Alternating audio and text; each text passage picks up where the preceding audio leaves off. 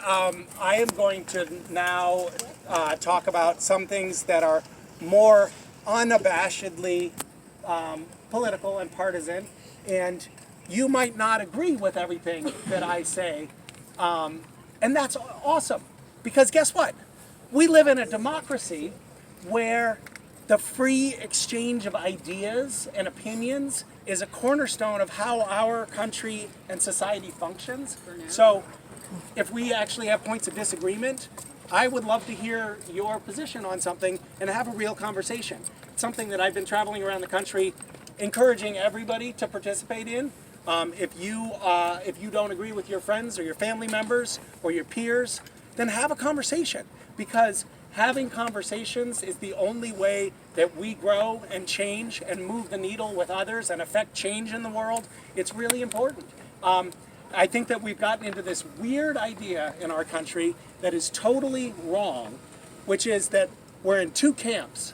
You're either on one side or you're on the other side, and we just don't talk to each other anymore. We don't like each other anymore, and we certainly don't sit down at the dinner table with one another and talk about politics. It has not been like that until very recently in the history of our country. For the longest time, Democrats and Republicans not only would sit down and have conversations about things, but they would also go to Congress and develop consensus on ideas. For the longest time in this country, elected Republicans and Democrats worked together to solve problems for this country. It wasn't always this stark political divide that we have now. So I'm engaging in this conversation, and I encourage you to do the same. And I would love to just maybe spend a few minutes talking about a couple of things. I think that if you follow me on social media, you know that I am a staunch Harris-Walz supporter, and there are a lot of reasons for that. I really believe in reproductive freedom. I really believe in LGBTQIA rights. I'm a really strong supporter of the Ukraine and their right to independence, and the U.S. supporting them, and I believe that the Harris-Walz ticket will do that, and the Trump-Vance ticket won't. I believe that voting rights are really important. You'll notice that in your state, it is actually difficult to register to vote, and that is because Republicans have made it more difficult to vote, because when more people vote, elections don't go as well for them. So that just happens to be my opinion, and we could have an exchange of ideas about that. And I also believe in what's called progressive taxation. I think it is better to give tax breaks to working people than to give tax breaks to corporations and billionaires. And that's why I'm supporting Harris-Walz. I believe that it's really valuable to provide a child tax credit for working families, because that money goes back into the economy. It ends up being an investment that grows the economy and lifts families and children out of poverty. So that's another reason that I'm supporting the Harris-Walz ticket.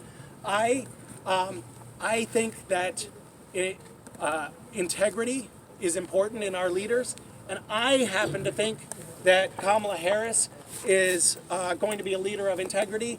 And whatever side you are on in the political spectrum, I think we can all agree that's not Trump's strong suit. But I would love to maybe field some questions. Before I do, I'm just going to say a couple more things, because if I don't say it now, I'll likely forget. Arizona is what is characterized in the polls as a toss-up state.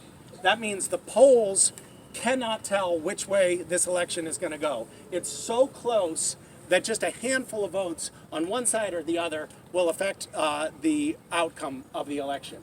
You happen to be in a swing state that's a toss-up state, so it's an even cuspier category than, say, Pennsylvania or Michigan, which a lot of attention are on.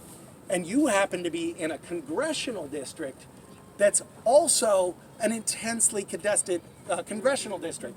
That means that you're a truly purple congressional district, and right now the U.S. House is so evenly matched that just a handful of seats flipping in the U.S. House will determine which party is in control of the House of Representatives. So there's a Misha, Dr. Misha, and I love his name because it has Misha in it, is running in your district, and in the last election cycle, the Democrat lost to the Republican by less than 1%. That's just a handful of votes in a congressional district. So making sure that you're registered to vote, making sure that you have a voting plan, and making sure that your friends and families do as well, that right there, this crowd right here, potentially has the power to turn this congressional district, and turning one congressional seat might end up being turning the balance of power in the House of Representatives and really impacting national legislation. So there are a lot of people in the country who don't actually have that much of a voice on the national stage. Like I was born in Boston, Massachusetts. People in Massachusetts can vote for president, but it's not actually going to make that much of a difference because Massachusetts is going to vote blue for the presidency. It's just sort of a foregone conclusion. So those votes aren't nearly as important as your votes because you could be the deciding vote in deciding not only this House race, not only Ruben Gallego's Senate seat, but also potentially you could be deciding who is the next president of the United States. Don't forget that in 2004, Al Gore lost to George Bush by just a few hundred votes in the state of Florida. Just a few more people turning out to canvass, just a few more people getting their friends and family to vote would have meant we would have had a different presidency for 4 years. We would have had a very different climate agenda, and we would not have been engaged in all of the same wars in the Middle East that we found ourselves in. So a lot could have changed with a handful of people turning out at the polls and getting their friends and families to turn out at the polls. With that, I'm not going to just yell at you. I'm also going to ask some questions of you and listen. Does anybody have anything that they want to talk about? Yes. I'd like to say, first of all, thank you for bringing awareness to everyone about Ukraine and about this important vote. We need to make sure that even though I'm sure everybody here registered or is registering, that you check every time, like once a week, because people that I know personally have been kicked off the voter registration list. And I think that it's very important to keep checking because we don't know why she was kicked off, but Yes. it needs to be said. So unfortunately, in our current political arena, there's some very dirty tactics that are being resorted to, and one of them is purging voter rolls. What that means is when you go to show up at your polling station, you might find that your name has been deleted from the list of registered voters. And typically it has been, this has been perpetrated by both parties, but it is being perpetrated more by Republicans and the right. They're purging voter rolls in districts where they think it's more likely that there are more Democrats voting in order to improve their chances in the election. So you have to check your registration status. It can happen for all kinds of strange reasons. It can happen because there's a convicted felon that shares your name, or it can happen because there's somebody who died who shares your name. Or it can happen because you're just unlucky in a database. But you need to check your registration status and get your friends and family to check their registration status as well, because there are literally millions of voters in the United States who have been purged from the rolls in this election cycle. It's not a handful of voters, it's millions, and you may be one of them. So check your registration status. How do we check that? BeBallotReady.vote. What is it? BeBallotReady.vote. BeBallotReady.vote. You can also go to vote.org. You can go to headcount.org. There are a lot of different places you can do it. I actually have if you go on my social media, you can find a post about head count. I am running. I mean, it's basically bribery, I guess, what I'm doing. But if people want to go to a supernatural convention, I know that most of you don't even know what supernatural is. And you're really only here because you want to talk about the election.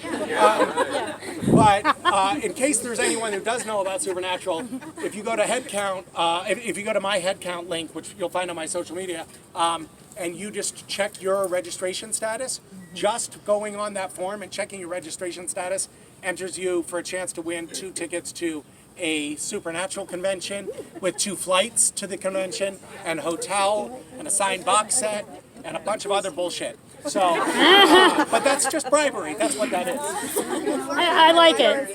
What's that? There's a QR code in the library. That's how I found out I was kicked off. You were kicked off? Yeah. You weren't on the rolls? Amazing. Well, so that's my name and they're like, that was not in their records. So, okay. Well, that's It's 120,000 people for Arizona. Yeah. From the last 2 years. So in the last 2 years, 120,000 people have been purged from the rolls in Arizona alone. So Republicans filed 100,000 more just this week. and this week, 100,000 additional names have been filed to be purged from the rolls by.